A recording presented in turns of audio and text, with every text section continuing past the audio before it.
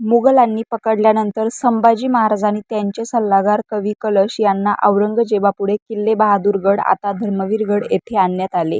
औरंगजेबाने संभाजी महाराजांना सर्व किल्ले त्याच्या स्वाधीन करून स्वतंत्र जीवन जगण्याचे किंवा धर्मांतरण करून इस्लाम धर्म स्वीकार करून मुसलमान बनण्यास जीवनदान देण्याचे मान्य केले, पण संभाजी महाराजांनी त्याला स्पष्टपणे नकार दिला. त्यानंतर औरंगजेबाने संभाजी महाराज आणि कवी कलश यांची विदूषकाचे कपडे घालून अत्यंत मानहानीकारक अशी धिंड काढण्यात आली. शेवटी दोघांनाही नरकयातना देऊन क्रूरपणे अत्यंत हालहाल करून ठार मारायचा आदेश दिला. त्यानंतर महाराजांची जीभ कापली, डोळे काढले, संपूर्ण शरीर सोलून काढलं. 40 दिवस अत्याचार सहन केल्यानंतर स्वराज्याची तेजस्वी प्राणज्योत मालवली. तो दुर्दैवी दिवस होता फाल्गुन अमावास्येचा.